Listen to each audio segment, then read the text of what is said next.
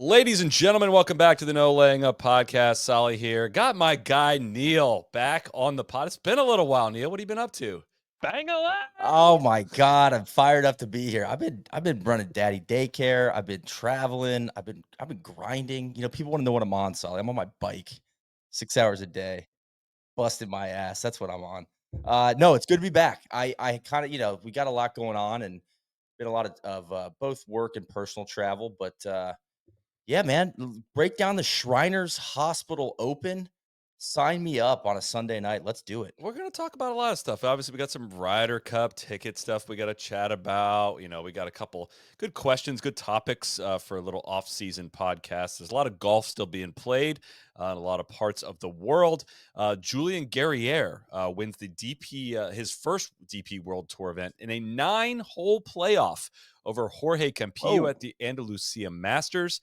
Hannah Green wins the BMW Ladies Championship. Tim O'Neill wins for the first time on the senior circuit at the Dominion Energy Charity Classic. And of course, JT Poston wins the Shriners. The Postman plays a Pro V1X golf ball, which he used to gain over 9 shots tee to green. He'll tell you it's easier for him to take spin off the ball, especially with the longer clubs, and he loves the added spin control he gets with the X into and around the green. Had a great chip there. On the 15th with that Pro V1X from behind that green. Off the tee, he's gaming a new GT 390-degree driver. JT was one of the first guys to put the GT in play this summer at the Memorial. He's averaging over 3 more yards since making the move. He's got a set of T100 irons 5 through 9. Then he moves into 4 SM10 wedges. He's got a 46-degree in an F grind, a 50-degree in an F grind, a 56-degree in an S, and a WedgeWorks 60-degree L grind, which is one of the tour's popular low bounce options. Hey, I started using a 54 out of the bunker this past week. I don't know why. Anyways, I don't need to go off on that. Look, if you got green to work with, it's great. The longer ones. I don't know. You don't have to overswing. I picked up that lesson earlier this year as well from somebody. They were like, "Yeah, just change the club, man." It's so lame, some of the lessons that you should learn like when you're like 15, that we're this far into golf and we're just now learning. On the greens, it's his trusty Golo 5, which he used to gain over 5 shots on the field this week in Vegas. The best players in the world are dialed into every piece of their equipment. You can't play your best golf otherwise. Head to Titleist.com to learn more and start the fitting process yourself. He made us sweat it a little bit there down the stretch, Neil. A little bit, but my takeaway watching, I made a few notes. I find JT Poston very easy to root for. Yes. Which is kind of not what I would expect to say, because he doesn't play fast. He's pretty deliberate, but I find him very relatable.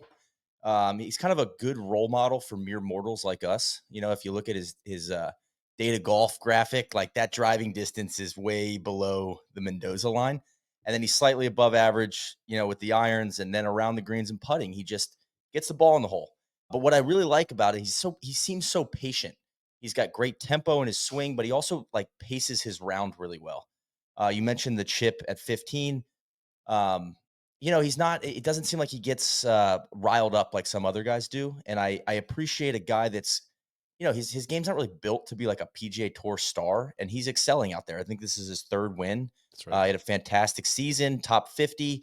So I just give that guy a lot of credit, and he makes it look like the way he putts it makes me feel like, why can't I putt like that? That looks so easy, and it's not easy, but it feels easy when you watch him around the greens and on the greens. I love the way he sets up to the ball, tee to green. Yes. Like just the way he addresses driver, I'm like, there's no way that's going offline. And the way he sets up to putt, he had that putt.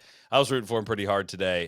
He had that putt on 15. The way he stroked that in from, I don't know, that was probably around 12 feet or something like that. Was just like, dude, it was just so pure. I'm surprised, a little surprised. I don't know. 3 wins is a lot more wins than maybe it sounds like. That's a heck of a career he's carved out. He's won the John Deere, he won the Wyndham, and 3 gets you on the Champions Tour, man. I know he's 31. I think it is. Got a long ways to go on that one. Just had a daughter. I think it's 4 wins now on the Champions Tour.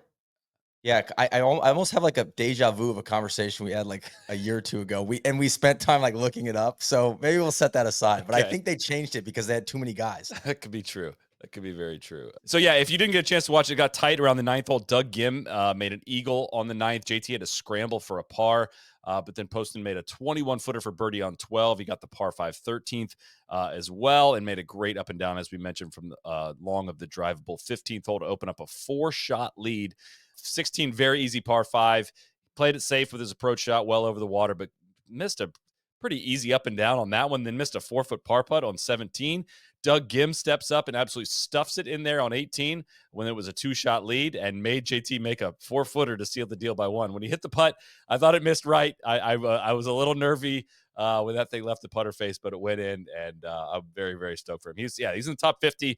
He does not need to be playing this to improve status or to get into any signature events for next year. But wrapping up another PGA Tour win, getting the Masters. I don't think he was in the Masters prior to this. That's just great weekend for him, and his caddy Aaron Fleener, great dudes. They're two very, very easy guys to root for. Well, yeah, you mentioned his setup, and just to add on to that, he has a very stress-free golf swing to me. It's not perfect by any stretch. It's not like he's generating crazy power, but as I get older and I feel like I'm entering dad mode, it's like, hey man, we kind of gave up the title belt on the long drive. I know you're stacking and you're chasing, chasing speed, but like, hey, Ben's gonna hit it farther than you in our world, right? I kind of like watching a guy like JT Poston of like, God, that guy's gonna hit the fairway every time. It's like that old man pickup basketball game of like, yeah, he's just kind of getting buckets. It's nothing flashy about it, but he just knows how to get the ball in the hoop. And I don't know. We say this a lot. Like, is he going to move the needle with like TV ratings? Probably not. But it's nice to see guys with different Neil, types of let me game. put a definitive on that. No, he will No, not. he's not. Okay. Nobody's moving him this fall. But I like seeing him on the leaderboard, right? And as an avid fan, great. But I do like seeing guys with different like skill profiles win on the PGA Tour. And I kind of think that's kind of what the fall's for is like, oh yeah, let's get somebody that's not bombing it, to like see how they go about winning a golf tournament. So anyway, good stuff from JT Poston, and shout out to Megacorp. Always a thrill for me to see the boys from the trucking logistics company get some burn. Are you a TPC Summerlin guy? I feel like I'm ready to kind of ride for this golf course. At least that back nine, good golf holes. I mean, it's easy. Guys shoot low scores out there, but the ball does not stop easily. It is more of a test of getting your ball to stop than it is hit it far, which I think is great. The fairways were really running out. There were some massive drives, and just the way the green surrounds play and kind of where a lot of those pins were on the back nine. I think it's an interesting little test. I think this is as a fine golf course for this PGA Tour fall. I was actually wondering what you were gonna say because I was like, worst case, I find it inoffensive, right? And at best case, I was like, yeah, I'm enjoying this. The views are nice. It's a bit of a change up. Not No so much vibe. from The vibe stinks. well. So I had a crazy idea. Like while I was watching the back nine today, I was like, you could talk me into a PGA championship at a course like that. A total like what? That's a change up. Like Really? and the reason being, I like the short grass. I feel like you could probably they could make it a little harder. That's not my job to figure that out. But what was missing, like what you said, is the vibe. And I almost picture a place like that could have like a TPC, like a waste management vibe for the PGA Championship. And I'm cool with the PGA Championship being kind of a crazy birdie fest if there's some intrigue. We railed against Valhalla because it was kind of like just bomb it as far as you can. Rough doesn't matter. I feel like with the water and you can get some of those flags pretty close to the hole. Similar to how I feel about TPC Scottsdale. Like the more I see the course, the more I watch this tournament, the more I'm like, oh, I remember this hole. This is a good one. And you start to build a little bit of context. Am I off Eh, base with the PGA Championship? Maybe not, but I think it'd be better going someplace like out, in a different region, a different environment. I'd like to see it. I'd like to see some stars play, and then the vibe goes up, and you got a million people out there. Late May for the desert might be a little I tough know. on some Well, golf, I and should have just some other caveated reasons. Yeah. like It, there's a reason it's this time of year. But I guess I'm just trying to think about what would make me enjoy the course more. Probably be like, oh, if I saw like the better top feeling players in the world playing it, for right? Because sure. you're absolutely right. It was pretty quiet out there. But if it down the stretch, like that could be a very, very exciting finish for a bigger tournament than this one. Yeah, I don't want to get too carried away with it. I think it fits nicely in the fall, right? It's not, if this was smack dab, if this was following Riv, I don't know if I'd be as excited about. I'm not like, necessarily excited about it. I give it a passing grade. Was kind of more my overall point with Sure. the contouring and the fast play, how it played. I mean, it got super windy. They had a delay play or on Friday because of 40+ mile an hour winds. People were up in arms about that one. I listen. There's nothing more than a lot of those guys on that PGA Tour Championship, the setup team. They want to test these guys. They would love to get them out there playing in the wind as much as possible. I'm guessing it was quite Even when they did continue playing, Joseph Bramlett had a 5-putt. Guys, Tom Kim was missing 3-footers. Like it was spicy out there. I don't know if you saw any of those clips when they finally did get out there on that windy day Friday, but he dried the course out, and that was as fast as I can recall it playing on this in this event. I guess my point with, PGA Championship maybe taking it too far. My point is I don't see the difference between this and TPC Scottsdale. Like there's some better holes at TPC Scottsdale, but some of that is just because we see it every year, so you're used to it. But I could see it like the vibe of that tournament is due to the crowd, right? It's not so much the course. So if you could get a bigger event at a place like this, I'd be down for it. So to your point, yes, passing grade. I'd like to see them jump into the 201 class, Yeah. like, hey, can we get some dudes out here? Hmm. Now, again, a lot of reasons you can't, weather, time of year, all that stuff. But yes, I have no issues with TPC Summerlin. Down the leaderboard will be a bit brief tonight without our guy TC on the show I got a tonight, few but notes. we had Doug Gim, runner-up. He shot 64-70, 64-65. Man, he's got such a weird playing profile. He doesn't hit it far, and he's not a good putter. This is his 5th year out on tour, which was surprising to me. I don't know why. I kind of thought he had bounced around more than he has, and but he made it very interesting down the stretch. He especially made it interesting when he eagled the 9th hole. Then he kind of went into neutral and couldn't really get a whole lot going on the back 9, but finished with easy birdie on 16, and then got the birdie on 18 to make it very interesting. On our season preview pod in January, I believe I picked Bo Hostler. Two of my predictions were that Bo Hostler and Doug Gim were going to win a PGA Tour event this year, and they both have broken my heart. Hostler's come close. I think he was in playoff. What was it, Sanderson? Yes. Second, and then here today, Doug Gim. But I feel like, to Doug Gim's credit, over the last 3-4 years, I feel like every year he's gotten better.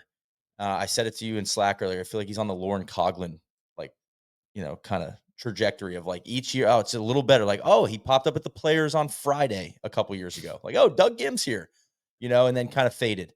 And then today he seems to get a little farther in the video game, and I think he's going to break through next year. So I'm going to carry that prediction over. I don't know if Doug Gim's going to win this year, but I think he wins within the next 12 months. How about that? That's it. You said that earlier, and I was just kind of like, huh.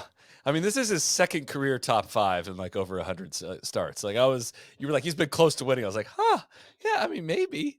I mean, as far as just I bet if you look, listen, I haven't looked at the evidence of this, but it feels like he's risen in his PGA Tour ranking every year, and it hasn't been like ping ponging up and down the kind of FedEx Cup rankings or whatever, world golf rankings, whatever you want to use.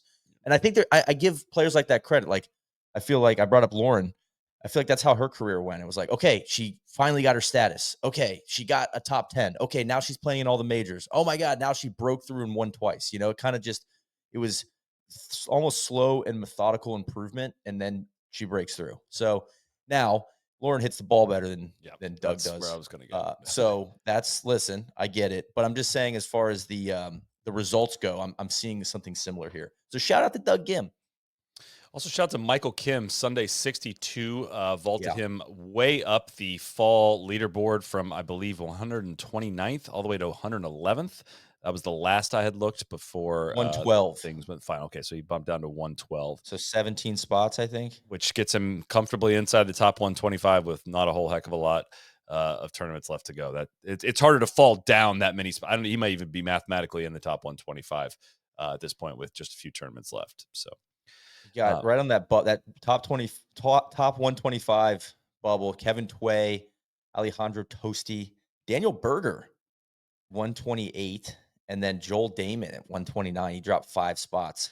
Joel Damon had a tough week. He had a withdrawal. He accidentally had an extra 4-iron in his bag and had to take a 4-shot penalty in the opening round when he discovered that just a few holes into it, and then withdrew. I assume I don't even look at the field. Was that a stroke for each hole until hit the 4th hole? I think it's 2 strokes per hole. So he figured it out on 3T? I believe so, from what I could get. Yeah.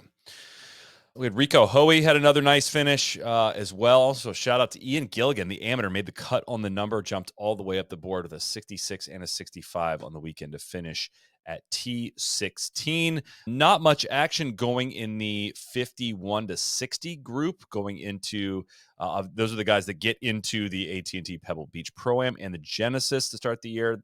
There was nobody moved in or out. Kevin Yu still holding the last spot there. Lucas Glover is 1 spot out. Minwoo Lee 3 spots out as of now. There was some shuffling within spots up there, and Harris English moved up a couple more spots in there. But yeah, I had a couple leaderboard shout outs. Tom Kim, couldn't execute the Amansky cut at -1, but good to see him show up and try to defend the title. I'll give him credit for playing this week. And then, you know what? I know he's not everybody's favorite right now for some TIO stuff, some stingy stuff, but Kuchar, T14.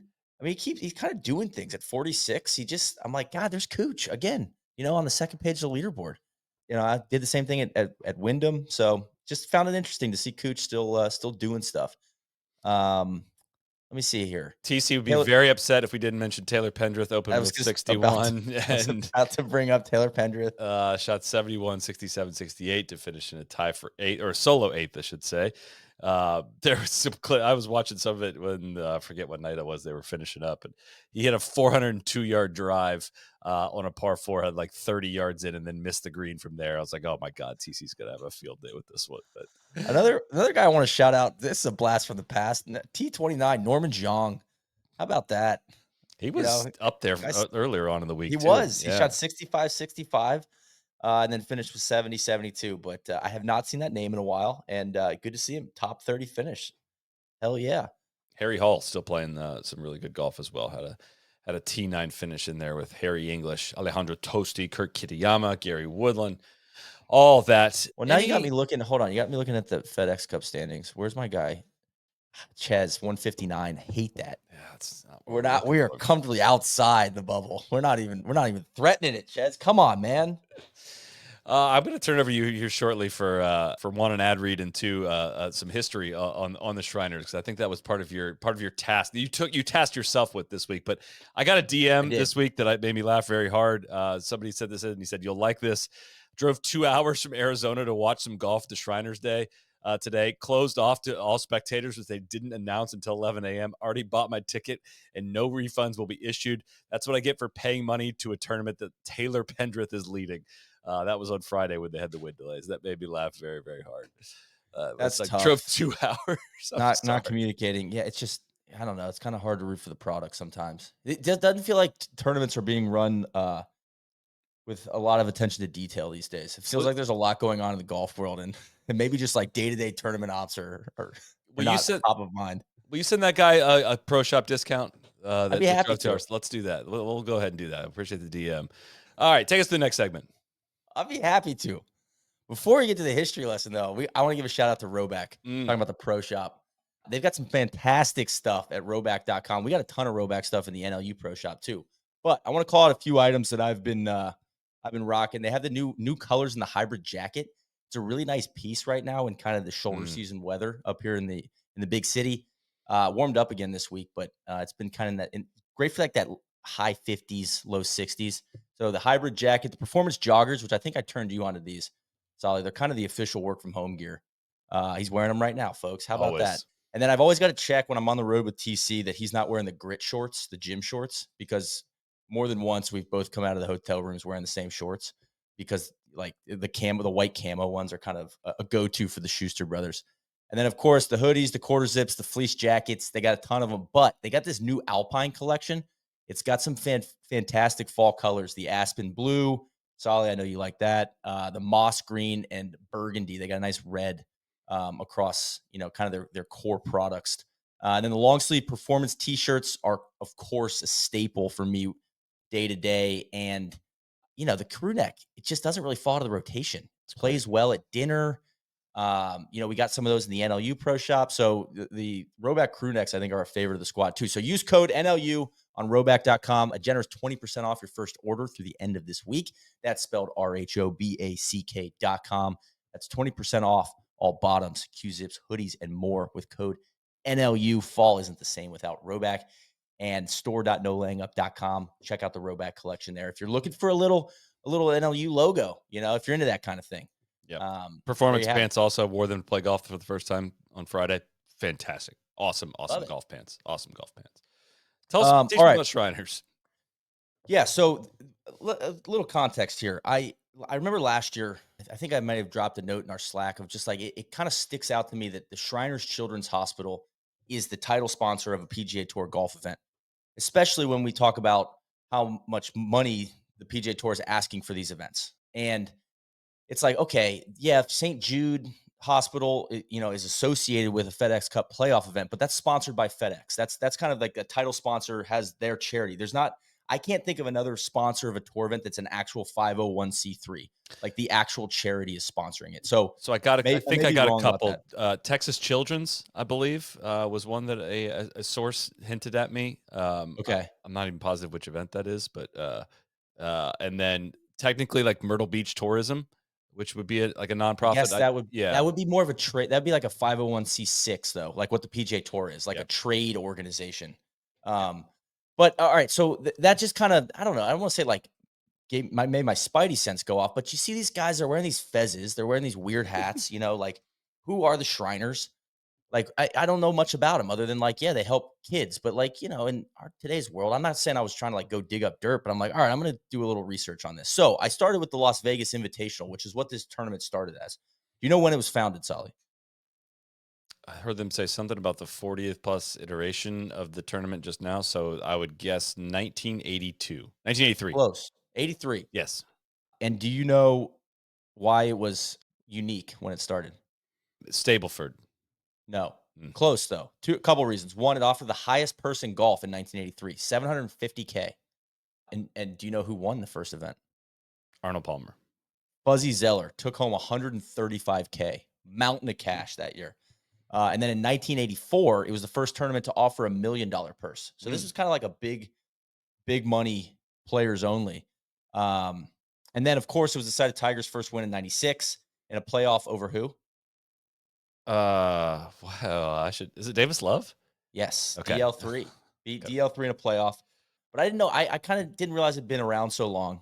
It was originally the reason it was unique. It was originally a 90-hole tournament. It was a 5-day event, and they changed it. They changed it in 2004. So from '83 to 2004, they played 90 holes, which kind of rocked my world a little bit. Anyway, it bounced around a little bit on the schedule in the early days, but it kind of settled into this October time frame. They had, in the early mid 2000s, they had Fry's, which is like an big electronics company. I don't know if they're still in business. Um, Out in California was the sponsor, and then actually the founders of Fry's built this crazy course in the South Bay of San Francisco called the Institute, which is it's kind of a interesting place. Anyway, Fry's owners were really into golf. They get out of it, and Shriners picks up the sponsorship in 2007. Shriners Children's Hospitals, which is different than Shriners International, who runs the Shriners Children's Hospital. We're going to get there. And then the tour basically told them like, you need to have like a celebrity.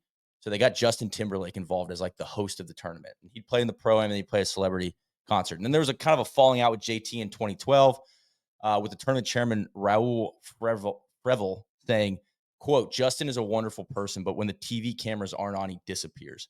At the time we got involved with golf, we were told by the tour we needed a big name, and that's how our relationship with Justin came about.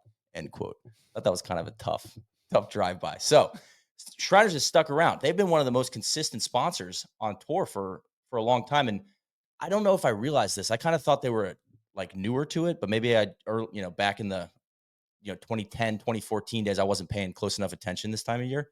And I think they've just renewed for another 5 years. So they're, clearly this is something they enjoy doing. But again, I was kind of like, why is a charity? If you're running hospitals, you'd think like that $10 million you spend on this tournament, like, I don't know, it feels like, shouldn't that just go to the kids? So anyway, started digging in. So the history of the Shriners. They were originally known, well, first off, it's a network of hospitals, the history of the Shriners hospitals. It's a network of hospitals run by the Shriners Internationally. Shriners International, formerly known as the Ancient Arabic Order of the Nobles of the Mystic Shrine, an American Masonic society founded in New York City in 1872. It's now headquartered in Tampa, Florida, and there are over 200,000 Shriners around the world. The Shriners International describes itself as a global fraternity based on fun, fellowship, and the Masonic principles of brotherly love, relief, and truth. Membership is open to men who have been initiated as master masons or in the Masonic rite. So I didn't know that it was part of the Freemasons, and I don't even know much about the Freemasons. So that's the next wormhole I got to dig into. But I don't know. I didn't realize it was connected in that way. They have some partner organizations for women, but for women and youths, but it's mainly just it's for men. So the Shriners are obliged to uphold the fraternity's mission and values, which include self-improvement, service, and leadership to the community, and active involvement in social and philanthropic causes, which has turned into since the 1920s these hospitals. So there's 22 Shriners hospitals around the country. The first hospital opened in 1922 in Shreveport, Louisiana. By 1930, there were 14 total hospitals, and there's one in Mexico, and I think there's a couple in Canada. So basically, and I was, I was trying to, I wouldn't say I was trying to dig up dirt, but I was like, all right, what are these guys really all about? Honestly, these hospitals are sweet, and so I do want to give them a shout out today. Any child under the age of 18 can be admitted to the hospital if a doctor determines the child can be treated. There's no requirement for religion, race, relationship with the Shriners, so it's open invite. And the Shriners, like the members, are kind of one of their like tenants or something they're responsible for is like almost finding kids that need this. Hmm. So you used to see these guys out like kind of raising doing fundraisers like stoplights when I was a kid. But a lot of it is kind of like, hey, if anybody in your community is a sick kid, like try to connect them with one of these hospitals. Until June 2012, all care at Shriner hospitals was provided without charge to patients and their families. At that time, because the size of their endowment had decreased due to losses in the stock market, Shriners Hospital started billing patients insurance companies, but continues to offer free care to children without insurance. And Shriners Hospital waives all costs insurance does not cover. And it's a 501c3. So the beauty of the 501c3 is that taxes are public. So I dug into the tax return. Send it to you. Your hitters, your former associates, KPMG, did the tax return. It was a combined 2022 and 2023 return. Was it So financial statements you're looking at or tax returns? Because what you financial sent me was statements. okay. So sorry, financial statements. That is an important detail, but it's, similar. A look under the hood, and it's 50 pages long. I'm not an expert at reading this stuff, so I ran a couple of it by you. I was blown away. They have 11.4 billion in total assets at the end of 2023. That's so much money. I mean, I guess it's kind of like that's as much as I think like Columbia's endowments like 14 billion, but like you think of these universities and I guess you think of like the Catholic Church with these endowments, but I've never really thought that like a men's organization could be stacking that kind of cash. Hmm. Most of it is kind of this endowment, investments, and kind of the endowment. So marketable securities, $8.6 billion, charitable gift annuities, $57 million, beneficial interest in trusts. So people basically leaving them money. That bucket is now $582 million. Real estate and mineral interest, $331 million, and then just miscellaneous stuff, $21 million. They have $31 million in free cash flow, Solly.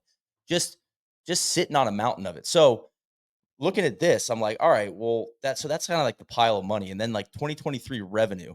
So I was like, what do they bring in? Like, how do they get this money? And it was basically 156 million in insurance revenue was collected. So basically billing the insurance companies, 218 million in bequests, which I looked that up, money left to like Shriners International from wills and trusts, like after somebody dies. And then miscellaneous, and then 223 million in just donations, which is just like that's a lot of cash, man. And then like expenses we looked at, I sent it to you, but 389 million in total salary expenses for things that are Shriners because they broke out Shriners Hospital. 320 million of that was for hospital staff, 7.9 million for research staff, 55.1 million for management, and then 5.3 million for fundraising staff. The PGA Tour event is a line item in the financial statement, and I want to read the blurb in there because it sounded like it was written by an accountant that doesn't follow golf, and I loved it. During the year ended December 31st, 2008, SHC became the host organization title sponsor of a PGA Tour golf tournament. Beginning in 2013, this tournament became part of the FedEx Tour. The term of this agreement commenced with the 2008 event and will conclude after the 2023 tournament. And then they've since re-upped, I think, for another 5 years. The 2023 and 2022 events yielded 3.9 million and 4.6 million respectively in revenues. Expenses incurred on these events in 2023 and 2022 were 10.2 million in 23 and 9.4 million in 2022, respectively, creating a cost of the project of 6.2 million and 4.8 million, respectively. So in 2023, they spent 10.2 million, and that yielded 3.9 million, I guess, in direct revenue. In 2022, 9.4 million spent, 4.8 million in revenue. Now, clearly, like, this is all for branding and probably hosting, big dollar people that they want to, donate. And that all makes sense to me. I think the thing that sticks out to me, though, is seeing that revenue number dip year over year, seeing that cost go up and that revenue go down from 4.8 to 3.9. I don't want to read too much into that, but that can't be like a good thing for the tour, right? It's like, what, is that? I'm wondering where, like, because it doesn't really break out where those revenues come from, but that's It an interesting, like, could be it's an interesting weather thing to me. related. It could be any kind of thing. I mean, again, you just talk about all the billions in there, and that's kind of what it's all such a rounding error. All this, like this entire I, expense is so it's tiny. crazy, man. I just couldn't, I still can't believe that they're sitting on 11.4 billion in assets. I guess maybe I assumed that was kind of what higher education does, but I've never really dug into like these societies. Well, Anyway, a couple more things, two more, if you'll indulge me. What's with the hat and the Arabic theme? This is from an FAQ on their website. One of the founders, William J. Florence, back in 1870, he went to a party thrown by an Arab diplomat when he was touring France.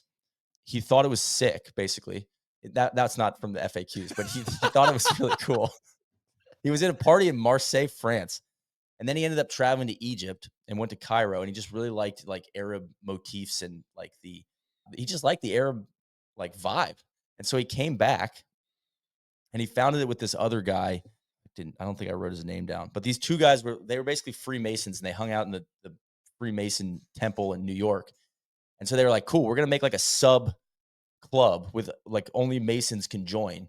And it became like, it blew up like from 1870 to 1910. It like became like the cool kids club in like all these big cities. I just found it funny that like the whole Arabic thing, the fez, wearing the hats, is like, it's like a big inside joke that they just thought was like, oh, like that's cool. And it kind of, I don't want to say it reminds me of like stuff that we do, but like all of this stuff starts with, like, I learned two things from this. Like, it all starts with this, like, oh yeah, it's like kind of this dumb idea we had, me and my buddy. I went to this party at Arab diplomats in Marseille, and then combine that with compounding interest. And fast forward to 2024, and you're sitting on $11.4 billion in total assets. It's like it's bizarre, it's crazy. But as far as like, I couldn't find much. Like, I was kind of expecting there to be some scandals, like searching the Wikipedia page, and then I read like a synopsis of a book about it, and it's like one guy in like 20, I think, or 1991 said that like he had to, it's part of like a hazing ritual. They like electrocuted him because they made him like walk on like an electric carpet to simulate like walking on the hot sands of the Sahara. So maybe they took some of the, symbolism a little too far. But for the most part, it seems like these hospitals do like awesome work. And so I know this is just like a random tangent, but I didn't know anything about them. And their logo kind of creeps me out, like the guy holding the kid and it's red and he's wearing the hat. It's just like this, it's like, okay, the Shriners, everyone's like, oh, they help burn victims. You just know like a little bit about it, but just to like look under the hood a little bit, I'm just kind of fascinated with how much bigger it is than I thought it was. And I came to the conclusion, my assumption was like, why is a charity spending $10 million on a tour event? That can't be good business. And now I'm like, that's actually fantastic. Like, that makes a ton of sense now. It honestly kind of makes more sense than some of these other sponsors that are just like regular businesses. So anyway, that's my history lesson. Thank you for indulging me. It's a fantastic history lesson. I think you can take what you learned there and apply it to actual regular businesses to say, like, why is so and so spending $20 million on a tour event, or a more expensive one than this one, and just be like, again, come back to like, it's just a freaking rounding error. Like, it's not even. Yeah. It's always going to sound like a lot of money to us individuals, but for these massive, massive, massive companies, I used to, in my days at KPMG, I used to have clients where you would have this. I've referenced this before. You would have this, in an audit you call materiality threshold, which is like basically before you start the audit, you can't. I do not look for $1 errors, right? You have to determine what is a real error in the financial statements. I had clients where like we would have $111 million materiality, where it's like, hey, if you found $100 million error, it was not big enough to call attention to the end users of the financial statement. $100 million. I literally had $111 million materiality on one of my jobs, like that. So it's like, no, 111, not 11. 111. Yes. Fuck. Yeah, so, like, if we found $100 million area, it was kinda like, "Eh." And then look, there's certain reporting up to different teams and things like that that, that is the reason why that might have been a big one, but still, like, that's the size of some of these companies where you like, yeah, 25 million bucks to just, like, sponsor, a bunch of clients that spend a ton of money with you for, it's like taking them out to dinner, honestly, with some of the scale at which Well, a lot of but golf you look happens. at it here, it's such a lifetime play for them of like, you're basically looking to get written into somebody's will. And I Yeah. was like, all right. So then I searched like, who's the biggest donor, and it's some guy from Nebraska, some oil guy left him like 60 million bucks in his will, like a couple years ago, so it's like probably working towards stuff like that. But honestly, the financial statement's sweet. Like they're breaking out like postage. These guys spent $2.2 million on postage last year or in 2023. You got travel. They spent 6.5 million on travel. I mean, then you got, of course, like medical supplies, like $109 million. Alright, I think Uh, that's about I our don't know. It's Friday just, stuff. well, as somebody who's like, we're running the business, like we're doing budget stuff. I find it fascinating to see it on this kind of scale, but it also makes me feel better. It's like, oh, we're tracking this stuff the same way. It's just a lot smaller, Numbers are a little different. but it's nice to see him keeping track of the postage like that. It's broken out in its own line item. It's fantastic. We're gonna get to some Ryder Cup ticket stuff. That's probably the top ticket item for tonight's show. But who can forget the duel between Bryson and Rory down the stretch of the 2024 U.S. Open? You can try Bryson's bunker shot. You can try to see if you can get up and down in front of a veranda full of people on above the 18th green. Finish their day watching you finish yours at Pinehurst #2. And don't forget, just a couple months before the U.S. Open, reminded everyone what kind of a gym Pinehurst #2 is.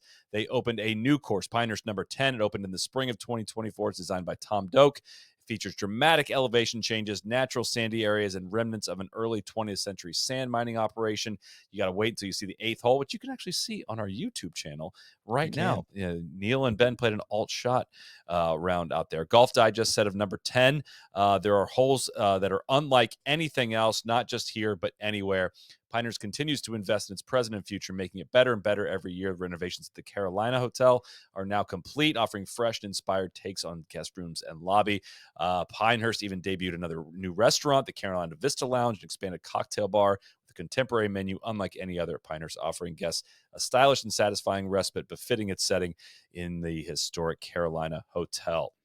Looking back just between its two most recent U.S. Opens, 2014 and 2024, it's been an era of evolution at Pinehurst in that time. The Cradle short course has been wildly popular since it opened in 2017. Gil Hans redesigned Pinehurst #4. We got the Pinehurst Brewing Company. They just got all kinds of amazing stuff happening there almost year round. The 2025 rates are out. Anyone can book a trip to Pinehurst through 2025 now. You can also head to events.nolayingup.com/2025 Donnybrook to sign up for our event this spring at Pinehurst as well.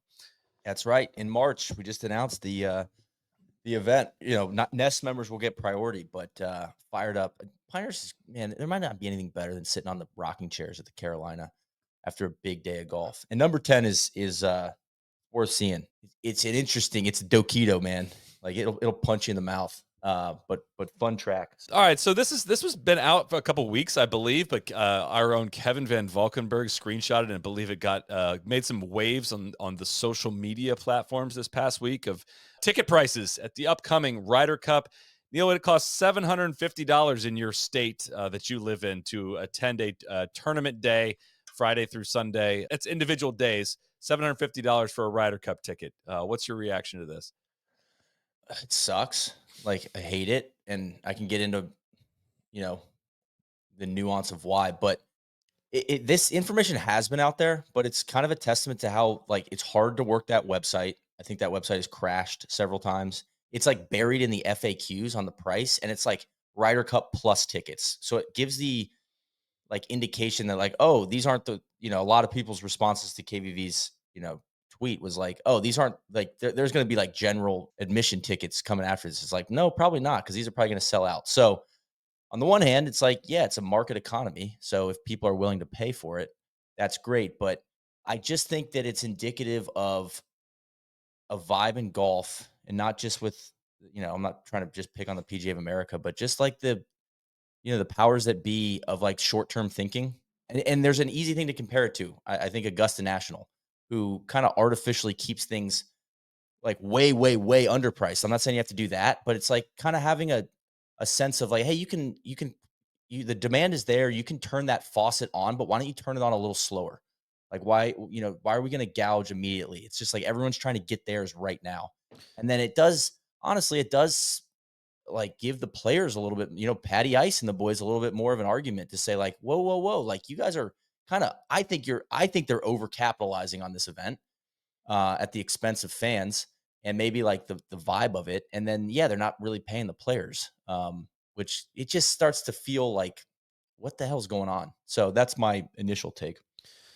Well, let's play it. Brian Carnes was on a PGA Tour XM radio. I didn't get to listen to the full interview, but I have a clip that they posted on social media here. He had just kind of an explanation for it. I'm going to play that here again. This is from PGA Tour XM radio. I mean, we view ourselves as a tier one event that's on par with the World Series or with an NBA game, an NBA Finals Game 7. I mean, that was a part of it. And so again, when we look at pricing, we're able to tap into data from all these different venues. Again, our partner in Delaware North, they operate Boston, the Boston Bruins, Boston Celtics, they operate Lambeau Field. We're able to see, hey, what do people pay? What do people, and so that really drove this too. Again, our position in this landscape, where do we feel ourselves? And I think that's the reality. There are people who have the Ryder Cup on their bucket list, in the same way that someone would have, a Yankees, opening game World Series on their bucket list. And so I think ultimately felt like that's where we are. We've got a lot of people. The demand is at an all-time high for this event.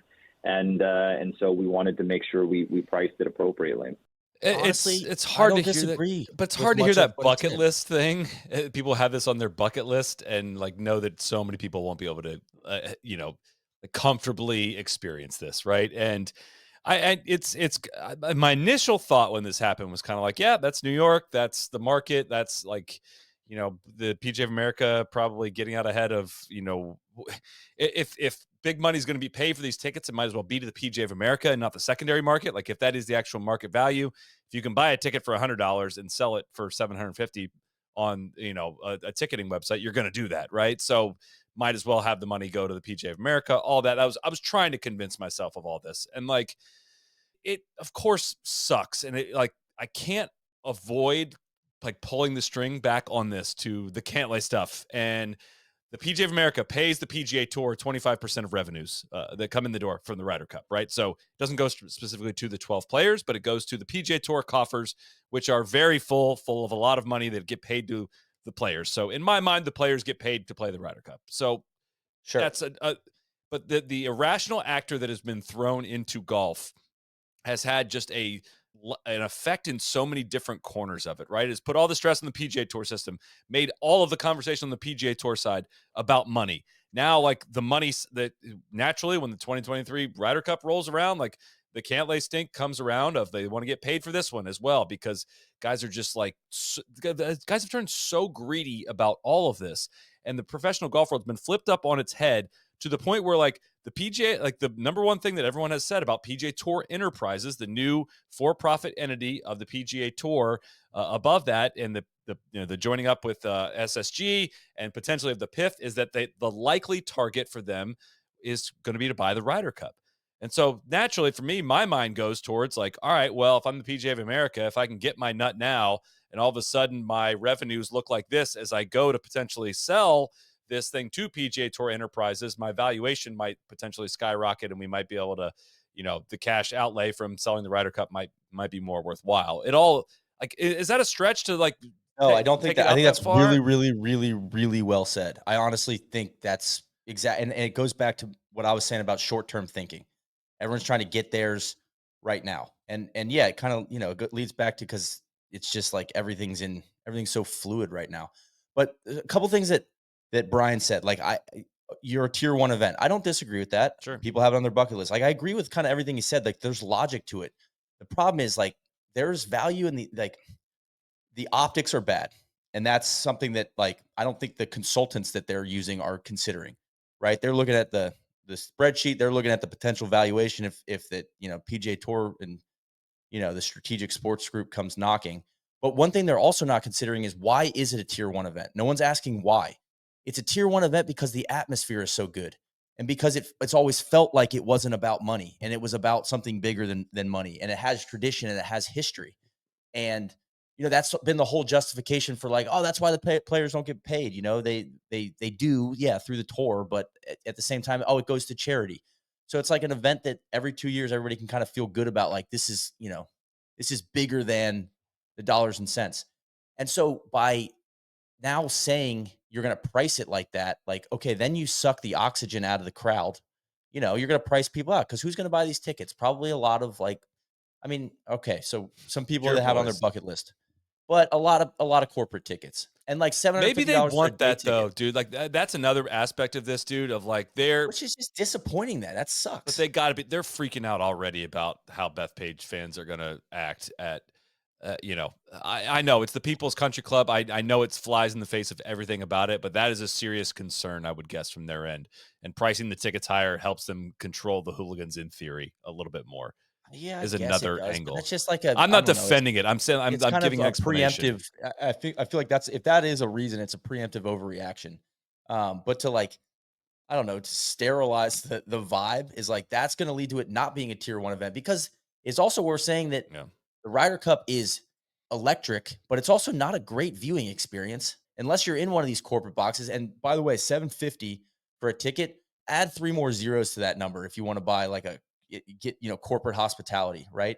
And that gets back to like, oh, well, that's financial company trying to entertain, they're trying to do big deals. Like that all makes sense. And to me, it's like, cool, ramp that revenue up. But like I wish that I They guess I just they're wish getting people. that. I promise you, they're getting their No, they corporate are. I know revenue they are. too. I wish they were more. I just wish there were more people that were thoughtful about this stuff. And I don't want to like fluff Augusta National too much, but it's worth acknowledging that like they've always taken a long term perspective on pricing.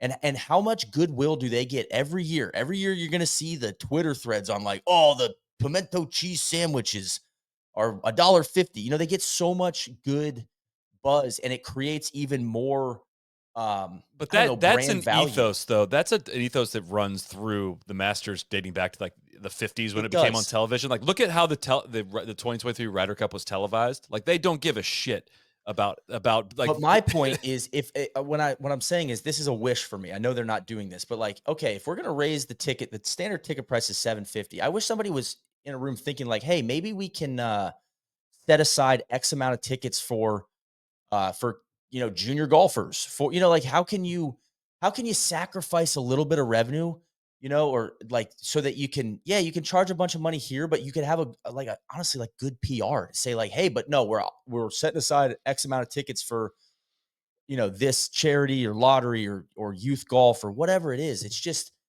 the some of the issue here I have. It's just the optics of it. It's just that yeah. like they haven't they don't get out in front of anything. They just like let it happen, and then it's like it's just not the same thing to say that it's like the World Series, where you're paying like I don't see, because to me it's more of an exhibition. You know what I mean? It's not really.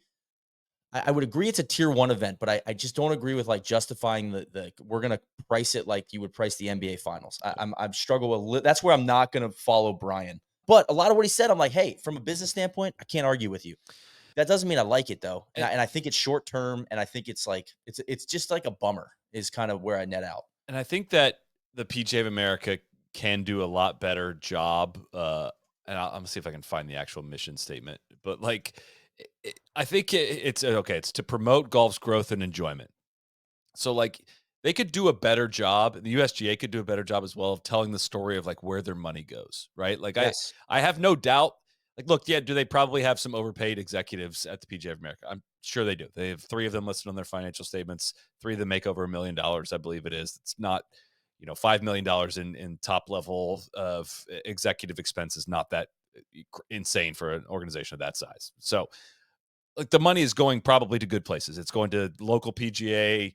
I don't know exactly how their whole entire system works, but junior league programs, I'm sure, are funded in part through all this. Like, there's probably a pretty good story to be told here of where revenue goes into, right? And that's part of like I talked to Seth Wall about this at the Ryder Cup last year about the Cantlay stuff, and he like was telling me about some of this stuff and how they've tried their best to communicate that to the players, and they just didn't want to listen to any of that. To say like again, your best angle here is also to tell the story of like this money doesn't go straight to somebody's profit, right? It goes towards funding this, funding this, funding this, funding this. Then all of a sudden that messaging becomes a lot different. It's still like gouging, I believe it was the definition of the word, but at the same time, like if you're viewing that partially as a donation towards something like that, people might react a little bit differently. I don't know if that makes Yeah, sense. and I think that okay, so what were the price? It was like €200 for Italy for a ticket? I think it was less than that. I think it was like 90 for a practice round and less than 200, I think, for a tournament day. Because some of it was it's like, okay, yeah, you can just because you can doesn't mean you should. Right. Like, I agree. there can we go to 3 or 400, you Sorry, it know? was $264 US dollars for Friday and Saturday tickets, 275 for Sunday.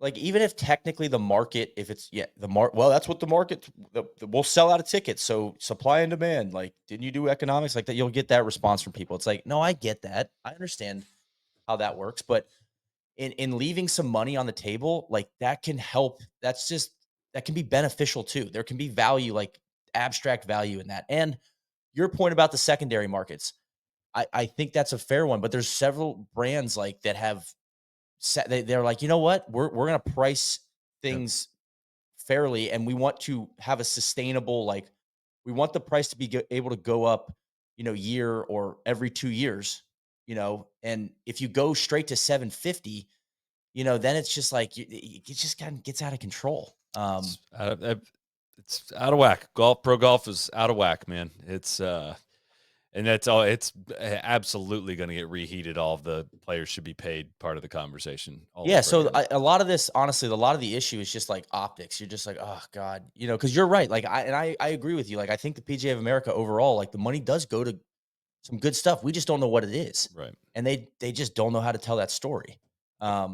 So anyway, that's a bummer. And also, God, Bethpage is like not easy to get to. I live in Brooklyn. I mean, it's like for me, it's like 90 minutes, and there's nowhere to stay out there. Like, so that this doesn't include parking, which oh my God, our friends out on Long Island are going to be, Long Island. Airbnb. Well, I'm going to gouge for my house and parking lot and all that stuff. So I think 750 is just the start of it.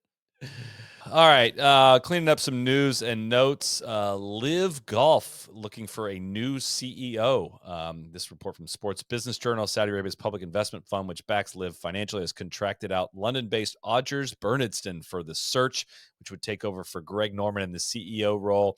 Though handled quietly, the search firm has looked to well-regarded executives in sports business for the position, with names including Big 12 Commissioner Brett Yormark. I don't know that name. Among those targeted early on, according to sources, talks with Yormark did not progress, but it shows the level of executive PIF has been targeting.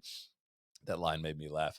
So also, according to the Sports Business Journal, Norman has remained in decent favor with the ownership group, so he could still be used in a multitude of roles in the future. It is news, but this makes sense. This is kind of a natural, it's like maybe like a wartime CEO, and we're going to transition into a peacetime one if they could. And honestly, getting Greg out of there would probably help get a deal done. I think that would, I don't know, maybe take the temperature down a little bit I don't know, as we maybe Who think knows? about fixing to have a meeting. You got any updates, Sally? I haven't heard much. Nope. Just hanging out, man. Sounds like everyone had fun at the Dunhill, though. That's it. We're all in this together. We're just all Everybody hanging went out. to the Dun Vegan and they had a few pints. They hoisted some pints. We're good. No, we're still we're still thinking about it. Don't so worry. much time, dude. You got so much time. I mean, what's a 4 or 5 year wake? There's kind of no lasting impact on the game of golf. It's totally fine. A couple listener questions here. Big one from B Block 1924. Was Arnold Palmer's penis really that big? B Block, great question. Oh man, the breeder, man. Yeah, I think his reputation it's always kind of been that. I don't know if it's ever been like spelled out in that way, but God, what a simulation we're in these days, man. Also, to Mark Cuban, the stacksystem.com code no laying up will get you 10% off your order if you want to increase your swing speed as well. So, No swing speed. another question, C. Abrams 911. How do you focus on maintaining technique while speed training? I've lost swing feels while trying to add speed. Wish I had a great answer on this other than talking to Dr. Sasha McKenzie, who was on the pod a couple weeks ago. I hope people got a chance to listen to that. It changed it I guess didn't really change my view, but it helped hammer home something I was believing in the process of speed training, which is like you do all your training to be able to swing the club fast. And the point is to be in control more comfortably at a very nice speed when you do go to play golf. Right. So I've had a lot of people text me, a lot of people DM, have you screwed up your iron swing? Have you screwed up your swing doing this? And like the goal here is, again, just to be able to increase your maximum velocity so that I can cruise at what once was my 90th percentile velocity. That then becomes my 50th percentile. I'm not swinging out of my shoes to get a ball to carry 285 anymore. And that would be the goal. If I'd been playing golf, I could report a little stronger on that. I just haven't. Did blow a 4-up lead in my club championship match on Friday, and the guy went on to win the club championship. God, what happened? I gagged. The fucking Blue Angels started flying all over Tim McQuana when I had the 4-up lead, and I couldn't get my heart rate back down. And then so you lost 4 in a row?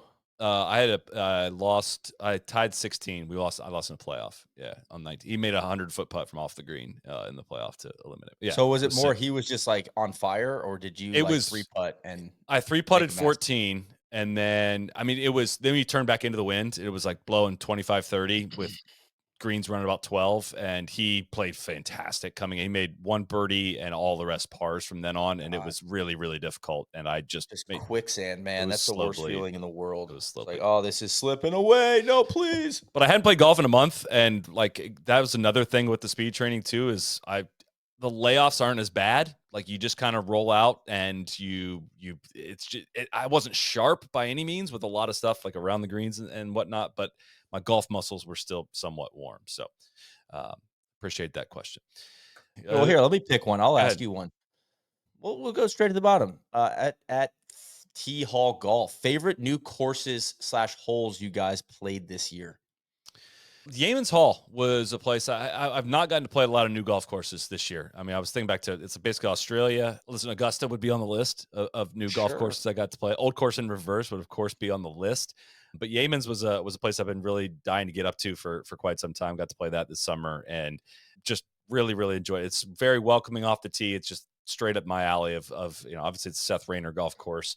And it was a little soft, a little summery when we were there, but it was just a complete joy away from the world out there on a bluff. It was just freaking awesome. That was a highlight for me. I have to think about the holes one. The other one I thought of was Lonsdale Links from Australia, of just like just a public golf course that is out on the Bellarine Peninsula that is just kind of blew my mind as well. On the drivable road hole that they had there, the 16th hole was like one of my favorite holes that I played in this past year. But how about you? You've got to play a little golf. You got any favorite new courses? Yeah, well, I don't know. I mean, Torres Sauce, Royal Adelaide, and the King Island stuff always sticks out. But I'd say outside of that, I played San Francisco Golf Club and Cow Club on a trip to San Francisco to see my sister-in-law back in July. And those are 2 cool. I lived out there for 5 years, never played either of them. And I was like, so it was almost like a bit of a unfinished business. And I expected, I don't know, San Francisco Golf Club, I've biked around it a million times. I thought it was, I didn't expect to like it as much as I did. And I thought that place was really cool. And Cow Club was awesome. So those 2 stand out. Just felt like I accomplished something. I was like, I've always wanted to play these courses. I was dying to play them when I lived out there, but they're at that stage of my life, I didn't have the right connections. Now on the other end of the spectrum, Diker Beach is the local muni in Brooklyn. And I have some buddies that have gotten really into golf. They're not good. But my buddies from college are like, they've turned into sickos. And so they're booking like 6 a.m. tee times at Diker Beach all summer. So I played out there like 4 times. And, you basically like queue up on the first tee as the sun's coming up and get around in like 3.5 hours. It's not a good course, but it's golf. You know what I mean? And it's like, this is fit with no traffic. It's 14 minutes from my place. So it kind of put to rest the vibe of like, oh, it's too hard to play golf in New York. It's like, no, if you put a little effort in, you get your ass out of bed, you can. And every time I played, I was glad I played, So I just want to give a shout out because I feel like I, lived here a couple years and in years past, and I've never checked that place out. And then I was like, you know what, this is great. I'm gonna keep doing this. It's a great way to hang out with my buddies. It's just like kind of what golf is supposed to be. If you're willing to make the effort, it's cool. So shout out to Diker Beach. Any hints you want to drop us from your recent tournament excursion, or any spoilers? Well, or- that's another new course, the Bridge out on Long Island. I guess it's Bridgehampton. What a place! It's like an art museum slash golf course. Not a blade of grass. They kind of got the guy like you tee off on the par three, and there's a guy like comes out of the woods and fills in the divots. Like not an expense spared. But they were really. I think shout out to the MGA, the Met Golf Association. It's a 2-day event there. It was the Long Island Mid-Am. And shout out to the Bridge for like hosting that. Yeah. That's like one of the most exclusive clubs on Long Island, and they couldn't have been more welcoming. They had like a nice lunch. I didn't feel like I was on eggshells in the clubhouse, and they let us film. They let us film 18 holes of day one. Cody was on the bag, and listen, this one got away from me. I'm sure we'll do a breakdown of our year in golf. This was not my best day, but I battled. I had an oil spill. And that's the first time I've had what I don't want to ruin the video, which will come out in December, but it's first time in a competitive event this year, an MGA event. I played in 4 that I had worse than double bogey. And, we may not have stopped it at 6 or 7. You know what I'm saying? But I kept going. Play it again, What was it like playing a tournament on camera, though? It was, I mean, we're pretty used to it. It's tough in that environment for me because I'm not that good. And there's some dudes out there, so I'm like, I hate it when we're out on the range and I'm getting filmed on the range. I don't like, that's the part I don't like is the pre-round, like the cameras following me around on the putting Who's this green. guy? Like, Who's this yeah, fucking guy? that's a little bit like, God damn it, but once I get playing, it's cool. And honestly, every guy I meet that plays in these events, it's like, play with a guy who was an ex golfer at Utah. He's great. And another dude that just kind of like on the circuit. He plays in a ton of mid-am events, and so I've really enjoyed getting more involved in the competitive golf scene. But again, like when I showed up to the Met Am qualifier, you get on the range and like I didn't have a camera with me, but somebody recognized me and they came over and said hi, which is really nice. But it was like, oh, what? I can't believe you're here. And like all these guys, like a Rutgers bag and a Princeton, and like, oh, dude, don't come. I'm a nobody. Like, I don't want to talk to anybody right now. I don't want anyone to know I'm here. Okay, just let me go to the end of the range, and so yeah, like is it tough to uh I'll get made fun of for this video, right? Like it's not my best stuff, What's but that? I think we're used to that now, Solly. Of Yeah, like, you got to hey, put yourself out there. No, I called for you to do this on camera and I and I'm appreciate you. happy I did. I Oh, yeah. can't wait to do it. The MJ already said like, oh, let us know if you want to do it Should. again. So yeah, it was good. It's just that the camera did I started to feel the camera when things started going sideways. Like, fuck, man. So You feel the dumbest when you're 8 over par and somebody's I'm out gonna there. say I did not quit on this round though, and I was actually pretty proud of where we finished. So more to come there. Good. And one other thing I want to say. Sorry, that course that was the Bridge was the hardest course I played this year. I mean, like crazy green speeds and just it was the most defensive golf I've played in a long time. And they had there's a ton of waste areas out there, but everything is considered a bunker. So the cart paths are just like Can't waste ground area. your club. Can't ground your club. Oh, really? Yeah. So and like some of these bunkers are on like the sides of hills. So it's just like an added variable of like, oh shit, I can't like I gotta be careful. I don't like I'm bending and I'm in a weird position here. Like, don't touch the sand. In a competitive event, I'm like, you're like on edge about all that. So it just adds a little extra degree of difficulty. So it was so the winning score, I think the guy that was in the lead after day one, I think he was like 1 over or maybe even. He shot 88 on day 2 because the wind kicked up the second day. Because Cody and I stayed out there and filmed something else. So yeah, it was carnage. I think it was like really, really hard, like much harder the second day. But everybody was saying after the round, like, yeah, that place was like turned up, which is cool. I thought it was fantastic. It's like, yeah, beat me up, man. Like, I've played in some of those where like the court, like the greens just get so fast, like you can't. I don't like. I don't know how I would have practiced. How would I have prepared for this? I'm not it's about just this yeah, man, life. you're holding on for dear life Yeah, on these approach shots, and it's hard to capitalize. Like, if you're not, I wasn't hitting it great off the tee, so then I was in the fairway. It's like this added pressure of like, I don't really think I can get this close though because of how yeah. fast these greens are. Like, I really got to hit the right spot, or else it's just gonna, bounce over the green. So, but I really still enjoy it. I don't care. Yeah, we're all playing the same course. Like, no complaints from me of like this was way too hard.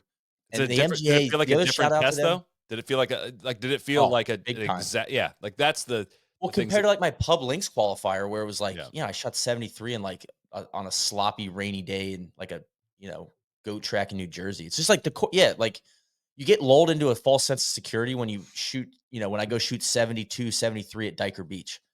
You're like, oh man, I'm cruising, and then it's got like, this. yeah, well, go, yeah, why don't you go play a big boy track and see how you do? And yeah, you don't do as well. Yeah. That's what like Tim McQuana got. I mean, it went from like summer to fall in the 6 week gap between rounds that I played out there. Shot 71 my last round before I kind of shut it down for a while in the soft, like muck. Got to plus 1.8. Just absolutely just sitting around feeling myself for a month. Shot 85 when I played out there last Friday. Like Hell just yeah, a little off. Can't stop the ball in the greens, and it's just a completely different sport. keep you Like humbled. yeah. Do Just you a constant reminder every 3 months or so. You gotta like either you have to or your score has to remind you like both of us. We're not good. it's not Well, happening? I'm a solid golfer. I'm not good though. You're like, don't start thinking that you're, oh, I'm never going back to the 80s. Yeah, you are. Don't worry. Yeah. But everything's been like I played got it solid. Now I'm gonna boots my own horn a little bit here. I played so fucking good at the Roost Club Championship. I shot 36 holes, one under total, didn't make a double bogey at Sweetens. And like that's a Sheesh. happy place, Sweetens and the greens, they just kind of regrew all the grass. So it wasn't firing down there like normal, but just the way I hit the ball, I was like, this is fun. I am in control of the golf ball, and I loved every freaking second of it. And so I'm Sweetens. building towards the NIT next week, our big year-end championship. Dobson Ranch in Arizona, baby. Here we come.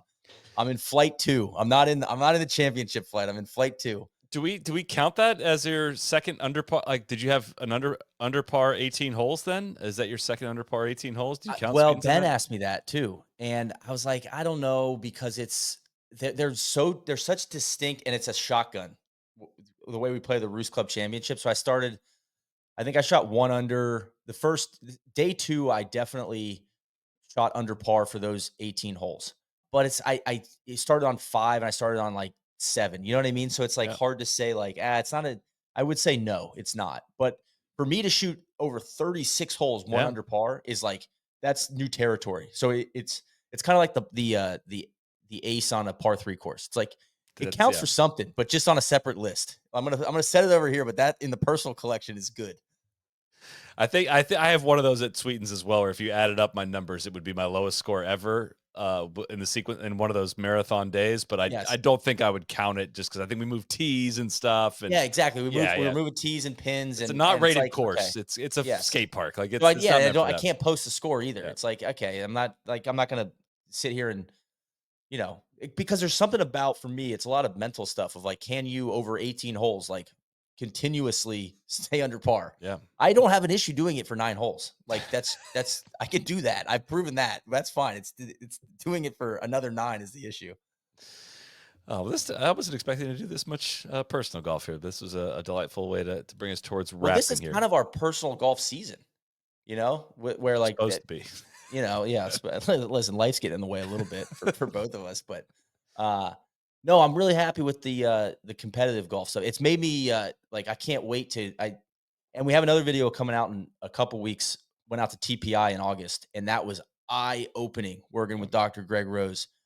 And I just saw the final cut of the video, and like, sometimes I don't love like watching the video like with me in it, like give it edits. But I was like, this is sick. It's It was like reminding incredible me of like, content. oh God, yeah, I got to get downstairs and do my mobility workout, because it makes you like, I feel like I have the answers to the test now. I just got to, I got to take the test and keep working at it. So I just sat like at my desk with my head on both hands watching the Cody DJ Casey one of just Just Greg is he's magnetic, man. It was really, really, really impressive. Well, There's also what I think is great about this one, did you watch the cut of mine? I have not watched the cut of yours yet.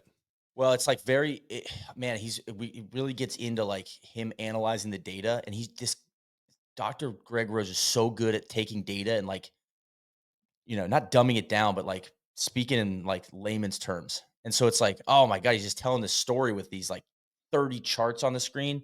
And I was worried it wasn't going to come through in a video, and it did. I was like, so, shout out to our editor, Zach. He did a fantastic job. So that'll come out not this week, but next week. So Mm. the last week of October. So people can look out for that. It's this Neil SCN, because he had a great video came out this past week with John Sherman about playing tournament golf, and that turned out fantastic as well. Shout out to Surf Pro. And On shout out that to the one. practical golfer, man. Yeah. He was actually at the MGA Long Island Mid-Am. He made the cut. So shout out to John Sherman. Because what I like about John is he's trying to literally take what he's telling me. He's like, dude, I'm playing a lot of competitive events. Like I'm trying to do the same things. So like I'm telling you what I'm trying to tell myself, which is always nice to, work with someone that's trying to like implement their own skills or their own teachings, I should say. We also had a Wyndham Clark interview from this past week. Suggest people go listen to that. A lot of great Ryder Cup, President's Cup stuff in that one. Very, very polite, if I may say, detonation of ZJ and the way things were done in Rome. Well, no, not in those words, but very I've been much telling you compare and guys, contrast. I've been like in on Wyndham.